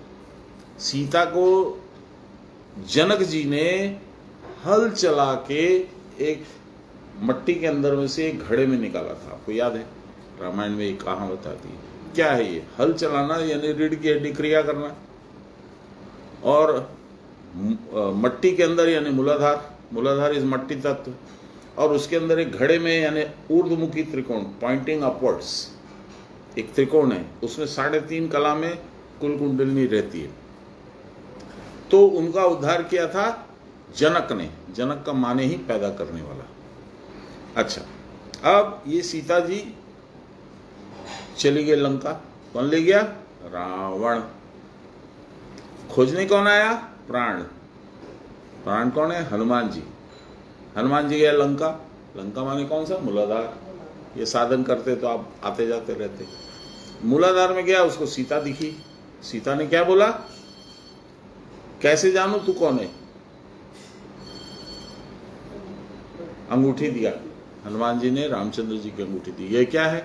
अखंडमंडलाकारं व्याप्तं येन चराचरं तत्पदं दर्शितं येन तस्मै श्री गुरुवे नमः। कुटस्थ रूप अंगूठी, लाइक ए रिंग, वो दिखाया, बोला हाँ मैं मान गई। अब उन्होंने मान लेने के बाद में क्या बोला, तू मेरा पुत्र है, उन्हीं से उत्पन्न हुआ है, माता वही है, तो पुत्र हनुमान हो गए। फिर प्रसन्न जब हुई तब क्या बोला, अष्ट सिद्धि नौ निधि के दाता असवर दीन जानकी माता। जानकी माता ने वरदान दिया, तू जिस पे प्रसन्न होगा उसको आठों सिद्धियां नौ निधियां मिलेंगी। तो हनुमान किस पे प्रसन्न होंगे, बोलिए, जोर नहीं लगा रहे दिमाग पे। हनुमान जी प्रसन्न होंगे क्रियावान पे, जो वायु को संचालित करके प्राण को सही रास्ता दिखाएगा, उस पे प्रसन्न होंगे, और उसको ऑटोमेटिकली आठों सिद्धियां मिल जाएंगी। आठों सिद्धियां क्या है, अनिमा, लघिमा, महिमा इत्यादि। यानी शरीर बड़ा कर सकते हो, छोटा कर सकते हो, वजन बढ़ा सकते हो, वजन घटा सकते हो, ये सब है सिद्धियां। इसीलिए हनुमान जी फट से शरीर विस्तार कर लेते थे। सुरसा उनको खाने आई तो छोटा बन के उसके नाक से निकल गए, उसके मुंह में घुसे, नाक से निकल गए। तो ये सब खेला हनुमान जी करते रहते थे। तो ये सब कब होगा, जब आप साधन करके सिद्धि प्राप्त करने की स्थिति में रहेंगे। और यदि आप उन सिद्धियों में फंस गए तो वापस गिर जाओगे। उनको मिली, ठीक है, उसके बाद आगे बढ़ना है।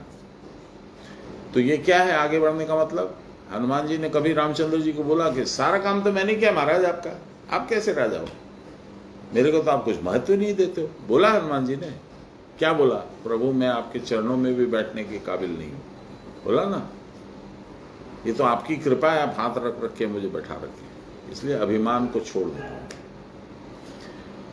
तब होगी भक्ति जो हनुमान जी के अंदर थी, पूरे रूप से थी। हम लोग अब पढ़ रहे हैं कर्म संन्यास। आज का हम लोग का पाठ है कर्म संन्यास योग, जो ज्ञान योग के बाद आता है। कर्म संन्यास से क्या समझे आप, कर्म का संन्यास यानी कर्म करना बंद कर दो, चुपचाप बैठ जाओ, सन्यासी बन जाओ, गिरवा वस्त्र पहन लो, जटा बढ़ा लो, यही कर्म संन्यास? नो। कर्म संन्यास का मतलब होता है, कर्म तीन तरह के होते हैं, कर्म, अकर्म और विकर्म। कर्म होता है जो फलाकांक्षा रहित किया जाता है। गीता पढ़ के बहुत से लोग ज्ञान देते हैं, अरे तो मैं तो बिजनेस कर रहा हूं, तो यही तो मेरा कर्म है, गीता में भी लिखा है कर्म करो, तो मैं अपना कर्म कर रहा हूं। गीता में क्या लिखा है उसका डिसाइफरिंग तुम तो नहीं कर पा रहे हो ना। गीता में लिखा है कर्म करो, ये तो सही है, कैसा कर्म, कर्म करने की परिभाषा क्या है, यज्ञ कर्म फलाकांक्षा रहित, उसमें तुम्हारी कुछ प्राप्ति की इच्छा नहीं रहनी चाहिए, उसको कर्म बोलते हैं। जहां प्राप्ति की इच्छा हो गई, तुम चले गए तिरुपति में, लड्डू चढ़ा दिए, दर्शन कर दिए, काशी विश्वनाथ में 1.25 मन दूध चला दिए, क्यों, इसलिए कि मेरी संपत्ति अक्षुण्ण रहे, मेरा स्वास्थ्य ठीक रहे, मेरी प्रॉपर्टी बढ़ती रहे, फलाकांक्षा हो गई, ये अकर्म हो गया। इसीलिए वेद विहित कर्म, ये वेद विहित है, वेद में बताया गया शिव जी की कैसे पूजा करनी, दुर्गा जी की कैसे पूजा करनी, सब बताया गया, तो उसको करते हैं। तो क्या है, इसीलिए जो कर्मों का लैडर है, जो यज्ञ का लैडर है, उसमें बहुत ऊपर नहीं है ये सब वेद विहित का, ठीक है। तो क्या हुआ यहां पे, अब आपको करना है भक्ति और कर्म संन्यास। तो एक कर्म बताया जिसमें फलाकांक्षा के सहित यदि करिएगा तो उसको अकर्म बोलते हैं, प्लीज इसको याद कर लीजिएगा। कर्म का मतलब है फलाकांक्षा रहित, उस no expectation of any reward, मुझे कुछ इससे प्राप्त होगा, वो कर्म कर्म नहीं है, वो कर्म अकर्म हो गया। और कर्म क्या हुआ, फलाकांक्षा रहित, और फलाकांक्षा सहित होते ही यानी मेरी उसमें कुछ उम्मीद, यहां तक कि आप साधन कर रहे हो, आपको रहेगा कि कुटस्थ में आज कुछ दिखेगा, तो वह कर्म हो गया। इच्छा नहीं रखनी। बाबा तो यहां तक बोलते थे, आमी चा खाबो, এটা একটা इच्छा, आमी किंतु चा खाबो ना, এটাও কিন্তু একটা इच्छा। समझे आप, मैं चाय पीऊंगा ये इच्छा है, चाय नहीं पीऊंगा ये भी तो एक इच्छा है, नेगेटिव है लेकिन है तो इच्छा ही, तो उससे भी बचना है। इसलिए जब भी बाबा से कोई भी बात होती थी, देखिए भगवान की करे, कभी नहीं बोलते थे मेरी ये इच्छा है, कभी नहीं। तो तीसरा अब हम आएंगे जिसपे कर्म संन्यास आधारित है, जो हम लोग अभी पाठ करने वाले हैं। कर्म संन्यास का मतलब होता है विकर्म, फलाकांक्षा रहित, यानी भगवत कर्म, यानी क्रिया करते करते एक दिन ऐसी स्थिति आएगी जहां अब क्रिया करने की जरूरत नहीं। हिमालय पे चढ़ रहे हो, हिमालय पे चढ़ के चोटी पे जब पहुंच गए तब कहां जाओगे, तुम तो टॉप में आ गए। कर्म की पराकाष्ठा तुमको प्राप्त हो गई, अब कर्म करने की जरूरत नहीं है। तुम परावस्था यानी कि भगवान के साथ एक हो गए हो, तुम में भगवान में अंतर नहीं है। कैसे अंतर नहीं है कि जब तक हम लोग भगवान को नहीं जानते हैं, भगवान के पास नहीं जाते हैं, तब तक हम अलग रहते हैं, भक्त और वो अलग रहते हैं भगवान। भक्त और भगवान दो हो गए, है ना। जब उनके साथ हम मिल गए तो भक्त और भगवान एक हो गए। जैसे नदी जाके समुद्र में मिल गई, जब तक नहीं मिली तब तक गंगा जी थी और इंडियन ओशन या बे ऑफ बंगाल था, और जब नदी जाकर के बे ऑफ बंगाल में गिर गई तब उसका अस्तित्व कहाँ ढूंढोगे, उसमें कौन सी नदी है, कौन सी बे ऑफ बंगाल है, कौन सा ओशन है, यू विल नॉट नो। इसी तरह से जब आप भगवान में मिल गए तब फर्क खत्म। बाबा बोलते थे दुई होली दुनिया, एक होते हवे, भगवान के साथ तुमको एक होना पड़ेगा। तो यही है कर्म संन्यास। कर्म संन्यास का मतलब विकर्म, विगत हो गए जब कर्म, उसको कहते हैं विकर्म। तीन तरह के बताए आपको, कर्म, अकर्म और विकर्म। विकर्म का मतलब क्या है, बाबा भी बोलते थे भव सागर तुम पार कर गए, परावस्था हो गई, भगवान के साथ तुम एक हो गए। अब साधन को कंधे पे ढो करके तुमको थोड़ी ले जाना है, कहां ले जाओगे। सागर, मान लीजिए कर्म एक तरह की नौका है, तो नदी पार करने के लिए, समुद्र पार करने के लिए नौका ले गए, उसके बाद तो उसको किनारे पे छोड़ के आगे जाओगे ना। वैसे ही तभी विकर्म आता है। चलिए हम लोग पहला श्लोक पढ़ते हैं, पंचम अध्याय।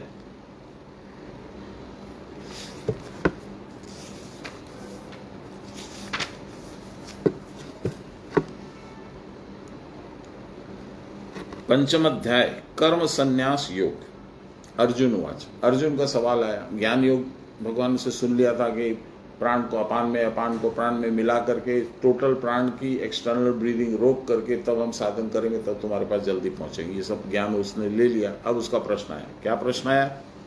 संन्यासम कर्मणा कृष्णम पुनर्योगंच शंससी यच्छ्रेयम एतयोरेकम तन्मे ब्रूहि सुनिश्चितम।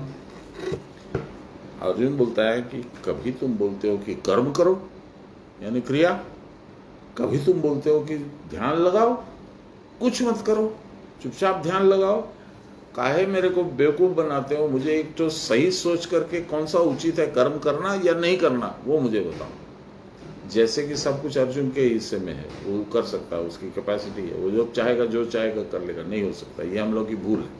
देखिए भगवान क्या बोलते हैं, शरीर के तेज के द्वारा अनुभव हो रहा है संन्यास कर्म और योग कर्म, इनमें जो श्रेष्ठ हो वो मुझे बताओ। लहरी माशे बोल रहे हैं।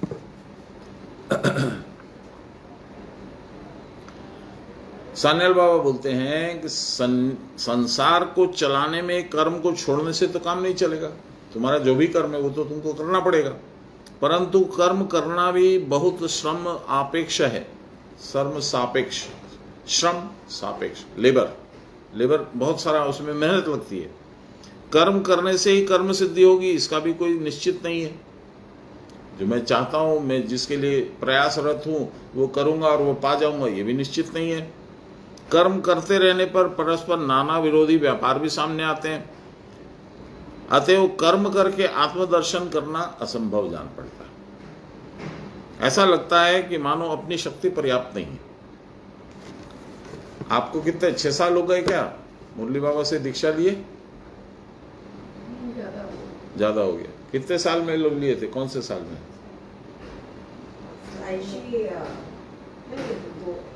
8 साल की थी आयशी। 5 साल हुए, 5-6 साल ही हुए। कोरोना से पहले। हाँ, हाँ ठीक है, 5 2019 में था तब। 5 साल हुए।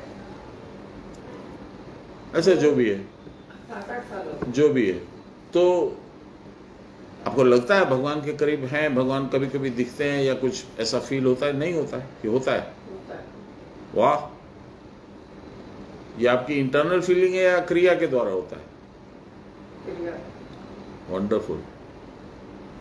तो हम लोग को कभी कभी बीच बीच में आशीर्वाद दिया करिए। हम लोग का तो 28 साल हो गया रगड़ते हुए, कुछ नहीं हुआ अभी तक। हुआ होगा, आपको पता नहीं चला। चलिए ऐसा लगता है कि मानो अपनी शक्ति पर्याप्त नहीं है। हम लोग को कभी कभी ऐसी फीलिंग होती है कि बाबा हम कर तो रहे हैं पर कुछ हो नहीं रहा है। वो तो सब काम में रहते हैं। है ना? जब कर्म निरपेक्ष संन्यास लेने पर भी आत्मदर्शन या मुक्ति लाभ होता है और कर्म त्याग करना सहज दिखता है, तो मन कर्म त्याग की ओर दौड़ जाएगा। फिर कितना झमेला क्यों करना? कर्म को छोड़ो, झंझट छोड़ो, यहां बैठ कर ध्यान लगाओ, भगवान मिल जाएंगे। भ्रांत चित्त पुरुष ऐसा समझता है, ये तो सही है, परंतु वो ये नहीं देख पाता कि कार्यकाल में यह किस प्रकार असंभव है। हम क्रिया करेंगे नहीं, हम भगवत चित्त बनाएंगे नहीं, हम वैराग्य पाएंगे नहीं, हम प्राण पे संयम नहीं है, वाणी पे संयम नहीं है, शरीर पे संयम नहीं है, इंद्रियों पे संयम नहीं है, और हम ध्यान से बैठेंगे और भगवान दिख जाएंगे। ऐसा होगा? नहीं होगा। संसार की सुख वासना पूरी करने के लिए भी तो बहुत कष्ट उठाना पड़ता है, मेहनत करनी पड़ती है, बिजनेस चलाना पड़ता है, 10 जगह जाना पड़ता है, हाँ ना ये वो सब करना पड़ता है। इस कष्ट के भय से बहुत से लोग गृहस्थी चलाना भी नहीं चाहते। एक बार एक गुरु भाई आया तो बाबा के पास और बोला कि बाबा मेरा तो अब मन उठ गया है, हम सोचते हैं सब कुछ छोड़ छाड़ के ना हिमालय पे कोई गुफा में जा करके वहीं रहें, वहीं साधन करें। बाबा बोले खूब ভালো কথা, এক কাজ কর, তোর তো ব্যাংক ব্যালেন্স আছে, তুই আমাকে ট্রান্সফার করে দে, আমার নামে দিয়ে দে, ওখানে তো তোর ব্যাংক ব্যালেন্স লাগবে না, আর তোর বউ আছে, ছেলেরা আছে, ওরা আমার এখানে চাকরি করবে, আমি তাদের খাওয়া দিয়ে देबो, ওদের सिक्योरिटी থাকবে, जा चले। हैं करने लगा, तुरंत दिमाग में आ गया। भाव में आकर के कुछ बोलने से तो नहीं होता ना, रियलिटी को भी तो आपको परखना होगा। वही यहाँ कह रहे हैं कि इस कष्ट के भय से बहुत लोग गृहस्थी चलाना नहीं चाहते। वह वैराग्य नहीं है, यह केवल वैराग्य की नकल है। इसी प्रकार भगवान को पाने के लिए या ज्ञान प्राप्त करने के लिए बहुत आयास, बहुत परिश्रम, बहुत तपस्या करनी पड़ती है। यही कारण है कि श्रम विमुख तामसिक प्रकृति के लोग बहुधा भगवान को प्राप्त करने का प्रथम उपाय जो ईश्वर अर्पित बुद्ध से कर्मानुष्ठान करना, उसे करने के लिए तैयार ही नहीं होते। अरे यार हम तो इतना 5 साल हो गए, जैसे मैंने अभी बोला कि 28 साल हो गए, कुछ तो नहीं हुआ। ऐसा मन में आता है। जो थोड़ा सा चंचल है ज्यादा, उसको तो पहले आएगा मन में, अरे कुछ तो नहीं हुआ, बेकार खाक पत्थर क्या कर रहे हैं, बैठ करके 1 घंटा ऊपर नीचे कर रहे हैं, सांस को कुछ होता तो है नहीं। ये हाँ, ये जिसको थकान आती है ना वो नहीं करता, वो तामसिक भाव होता है, वो इतना नहीं सोचता है। वे 2 पन्ने वेदांत पढ़कर एक बार की कूद कर ज्ञानी बन जाना चाहते हैं, परंतु ज्ञानी का बाना सिर्फ धारण करने से कोई ज्ञानी तो नहीं बनता। ज्ञान योगेन सांख्यानाम कर्म योगेन योगिनाम। भागवत में भगवान ने उद्भव से मोक्ष के 3 उपाय बताए। मोक्ष के 3 उपाय बताए हैं। क्या? ज्ञानम कर्म च भक्तिश्च न उपायो अन्यो अस्तित। ज्ञान, कर्म और भक्ति, जो मैं अभी इतनी देर से डिस्कशन कर रहा था, इनको छोड़ करके ये 3 उपाय के सिवा मोक्ष का अन्य कोई उपाय नहीं। अब इसमें क्या प्रॉब्लम है कि हर एक ज्ञान की, कर्म की और भक्ति की परिभाषा नहीं समझते लोग। अपने हिसाब से जो मन में सोच लिया वही कर्म है, हम अपने हिसाब से जो सोच लिया वही ज्ञान है, अपने हिसाब से जो सोच लिया वही भक्ति है। क्या भक्ति है? हम लोग क्या करते हैं? मेरी पहचान के 2-3 लोग हैं जिन्होंने दीक्षा ली थी। कितना करते हो? कुछ करते हो भैया? हाँ करते ना। क्या करते हो? एक प्राणायाम करते हैं। तो आसन उसन लगा के बैठते हो, एक प्राणायाम करते? नहीं नहीं, हम एक प्राणायाम के लिए क्या आसन लगाना, तो चलते चलते कर लेते। दूसरे को पूछा तुम क्रिया करते हो? नहीं, क्रिया तो नहीं करते हैं, हम हनुमान चालीसा करते हैं। एक धूप दिखलाते हैं हनुमान जी को और एक हनुमान चालीसा। हनुमान कौन है ये मालूम ही नहीं, चालीसा में क्या लिखा है मालूम ही नहीं। देखिए हनुमान चालीसा की यदि व्याख्या कीजिएगा, जय हनुमान ज्ञान गुण सागर, जय कपीस तिहु लोक उजागर। तीन लोक कौन से? स्वर्ग, पाताल और पृथ्वी? नहीं, तीन लोक है आपका शरीर के अंदर, स्थूल शरीर, सूक्ष्म शरीर, कारण शरीर। अब यहीं पे फर्क हो गया। मैं सोच रहा हूं तीनों लोग को उजागर करने वाला और है मेरे अंदर का उजागर करने वाला। प्राण को तीनों लोग को उजागर भी करता है, लेकिन अंदर भी करता। फिर कहते हैं बाल समय रवि भक्ष लियो तब तीनों लोक भयो अंधियारो। सुने है ना क्या? चंचल जब प्राण हो गया तो उसने इसको भक्ष लिया, यहाँ पे अंदर में जो सूर्य जो प्रकाश है उसको खा लिया, तो तीनों लोक में उस प्रकाश की प्रतीति खत्म हो गई।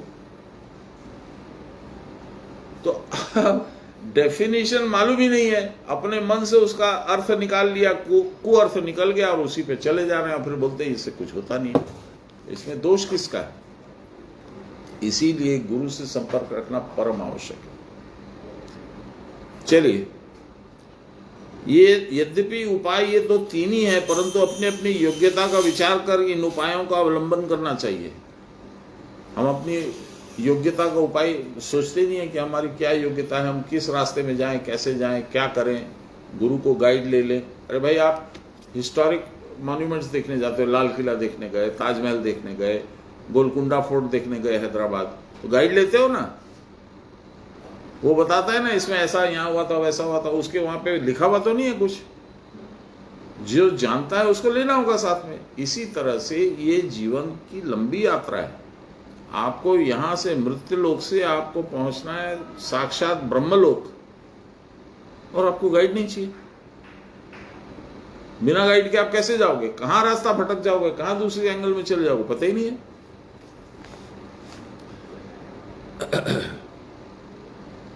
इसीलिए कहा है निर्विण्णाणाम ज्ञान योग न्यासिना मीह कर्मसु। जो निर्विण्ण पुरुष हैं अर्थात संसार के भोग सुख आदि से विरक्त हैं, जिनको वैराग्य हो चुका है, इस प्रकार के स्वाभाविक वैराग्य युक्त कर्म त्यागी पुरुषों के लिए ज्ञान योग। अब कर्म करने की उनको जरूरत नहीं, क्योंकि वैराग्य हो चुका है, इसलिए वो ज्ञान योग में जा सकते हैं। तेष निर्विण्ण चित्ता नाम कर्म योगस्तु कामिनाम। कर्म फल में स्पृहा वाले अर्थात वैराग्य विहीन। मैं साधन में बैठा हूं, अचानक नीचे से गंध आई, चौके से हलवा बन रहा है, हलवे की गंध पता चल जाती है, और आज तो हलवा बन रहा है, चलो चलो जल्दी जल्दी करो, खत्म किया, साधन उठाया, आसन मोड़ा, भाग के आई नीचे, ए हलवा खिला। वैराग्य है, वैराग्य आपको डाइवर्ट कर दिया। वैराग्य है नहीं इसलिए आप डाइवर्ट हो गए। हलवा बनाए तो क्या, वो कहाँ जा रहा है? मैं जब मेरा साधन कंप्लीट कर लूंगा तब खा लूंगा, उतना पेशेंस नहीं है। बस वो सुगंध आई और दिमाग वहां चला गया, भगवान गए तेल लेने।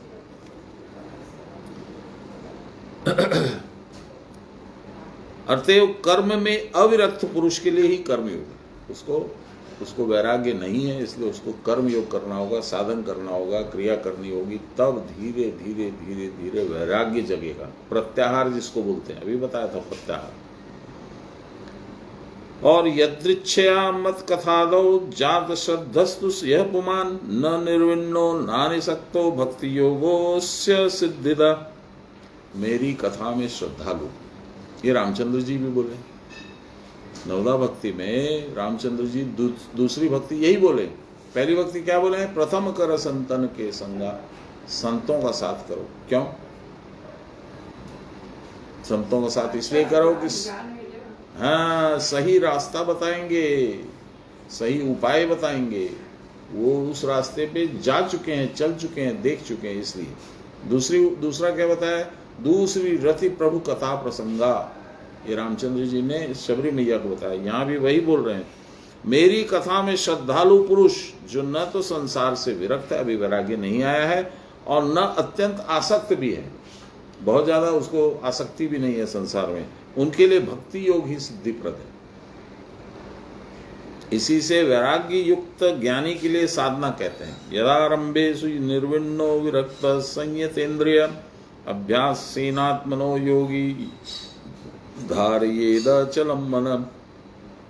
जब योगी कर्म में निर्विण्ण और फल में विरक्त होता है, तब संयत इंद्रिय होकर आत्मज्ञान की प्राप्ति के लिए मन को अचल भाव से धारण करने का अभ्यास करता है। इसको विस्तार से थोड़ा बता देता हूं, हल्का सा। जब योगी कर्म में निर्विण्ण और फल में विरक्त होता है, कर्म में भी बहुत ज्यादा इंटरेस्ट नहीं है और उसके फल से भी बहुत इंटरेस्ट नहीं है, मतलब फलाकांक्षा भी नहीं है। ठीक है, मैं कर रहा हूं, मुझे जो भगवान की इच्छा होगी सो मिलेगी। तब वह संयत इंद्रिय होके, अपनी इंद्रियों को संयत करके, हलवे की गंध आएगी तो उधर नहीं जाएगा। आंख खोल करके टीवी में प्रोग्राम चल रहा है, क्रिकेट का मैच चल रहा है, तो वो नहीं सोचेगा अरे उसने इतना सेंचुरी बन गई क्या उसकी, कि विकेट उड़ गया उसका, ये सब नहीं आएगा दिमाग में। आत्मज्ञान की प्राप्ति के लिए अपने मन को अचल भाव से, मन तो चंचल है, सारे विश्व की दौड़ लगा लेगा जब तक आप सोचोगे तब तक, धारण करने का अभ्यास करता है। परंतु कर्म में निर्विण्ण और फल में विरक्त पुरुष मिलना ही कठिन है। ऐसे आदमी हैं कहां? सहस्त्रों में कोई एक ऐसा आदमी कठिनाई से मिलता है। इस प्रकार के अधिकारी पुरुष को ही ज्ञान आलोचना करनी चाहिए। ज्ञान के परिपाक और वैराग्य को दृढ़ करने के लिए कर्म संन्यास ही करके संन्यास ग्रहण करना उनके लिए ठीक होगा। परंतु जिनको वैराग्य नहीं है, वैराग्य तो आप समझ रहे हो, आसक्ति, संसार में आसक्ति नहीं है और कर्म में भी वैसी आसक्ति नहीं है। संसार को दुखात्मक तो समझता है, परंतु उसको छोड़ने का भी उसमें सामर्थ्य नहीं है। मुझे मालूम है कि मैं पिस रहा हूं, मुझे तकलीफ हो रही है, इस सब में कुछ फायदा नहीं है, और जिसके ऊपर मैं आश्रित हूं वो भी मेरे को अवहेलना करके इधर उधर कर देंगे, मेरे साथ लास्ट तक नहीं निभाएंगे, मुझे मालूम है, लेकिन नहीं छूटता है। आखिर तो मेरा बच्चा है, आखिर तो मेरी पत्नी है, आखिर तो मेरा पति है, ये सब विचार आते हैं। इस प्रकार के वेद दुखात्मकान कामान परित्यागे अप्यनीश्वरः मनुष्य भगवत भक्ति की आलोचना करें, घर में बैठकर ध्यान योग करें, जब तब आदि करें, गृहस्थ के लिए जो ब्रह्मचर्य की विधि है उसी का अवलंबन करें। ब्रह्मचर्य के दो मतलब होते हैं, पति और पत्नी का सहवास नहीं हो उसको ब्रह्मचर्य भी बोलते हैं, और एक ब्रह्मचर्य होता है ब्रह्म में विचरण, यही असल ब्रह्मचर्य। जब ब्रह्म में विचरण करोगे तो ना कोई पत्नी है, ना कोई पति है, ना कोई बेटा है, ना कोई धन है, ना कुछ है, तो ब्रह्मचर्य ये है असल।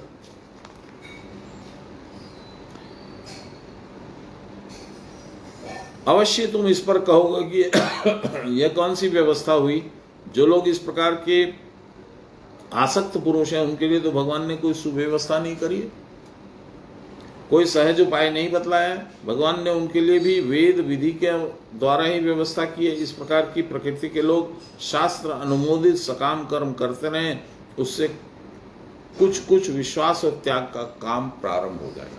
जैसे हम लोग शुरू में बात किए थे ना कि वेद का कर्म, वेद विहित कर्म, यानी वेद के द्वारा बताए गए कर्म करोगे, 1.25 मन दूध चढ़ाओगे, 1.25 मन लड्डू चढ़ाओगे, खाटू श्याम के यहाँ जब मंजू चढ़ाती है, जब खाटू श्याम जाती है तब, कभी तिरुपति में कुछ दान करोगे, कुछ करोगे, तो धीरे धीरे विरक्ति आएगी, यानी वैराग्य का जन्म बहुत धीरे धीरे होगा।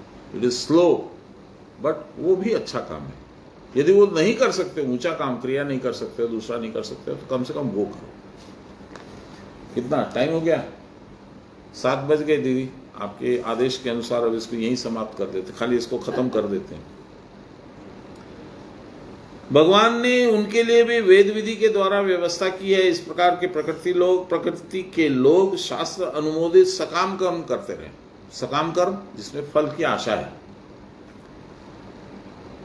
उससे कुछ कुछ विश्वास और कुछ कुछ त्याग का काम प्रारंभ हो जाएगा। इस प्रकार कर्म करते करते एक दिन उनको निर्वेद अवस्था प्राप्त होगी। वेद ज्ञान, निर्वेद जहां ज्ञान भी खत्म हो जाएगा। वो कहां खत्म होगा? परावस्था में। मंजू जानता है परावस्था क्या होती है? जिसको हम लोग हिंदी में बोलते हैं Vedanta. Veda knowledge, Veda is equal to knowledge, Vedanta is equal to knowledge की समाप्ति। जानत तुम ही हो जाए। अब तो हम भगवान के अंश हैं, अब हम भगवान को क्या जानेंगे, हम तो वही हैं। ज्ञान खत्म। जिन्होंने कर्म त्याग तो कर दिया पर वासनाओं से निवृत्त नहीं हो पाए हैं, उनके लिए बड़ी दुर्दशा की बात होगी। आत्मज्ञान की प्राप्ति ही अंतिम लक्ष्य है। मैं कौन हूं? I am this soul, I am not this body. जब तक ये दृढ़ रूप से हमारे अंदर में प्रविष्ट होकर के स्थायी नहीं हो जाएगा, तब तक हम खाली मुंह से बोलते रहेंगे, विचार करते रहेंगे, होगा नहीं कुछ। इसलिए भगवान ने जिसका जैसा अधिकार है उसको उस प्रकार उस पथ का अवलंबन करके जीवन के अंतिम लक्ष्य की ओर अग्रसर होने के लिए निर्देश किया। इधर जा, तू इधर जा, तू इधर नहीं जा पाएगा, इधर जा। जो उनका इशारा और आदेश समझकर उसके अनुसार कार्य करेगा, उसको कभी हताश नहीं होना पड़ेगा। श्री कृष्ण गोविंद हरे मुरारे, हे राम नारायण वासुदेव, श्री गुरु चैतन्य हे आत्मदेव, हे मात दुर्गे हर विश्वनाथ। सर्वे भवन्तु सुखिनः, सर्वे सन्तु निरामया, सर्वे भद्राणि पश्यन्तु, मा कश्चित् दुःखभाग् भवेत्। असतो मा सद्गमय, तमसो मा ज्योतिर्गमय, मृत्योर्मामृतं गमय। आविराविमहि। बोलिए प्रेम से गुरु महाराज की जय, परम गुरुदेव की जय, परात्पर गुरुदेव की जय, परमेष्टि गुरुदेव की जय, आदि गुरुदेव की जय, गुरु माता की जय। हर हर महादेव। जय गुरु। चलिए प्रसाद।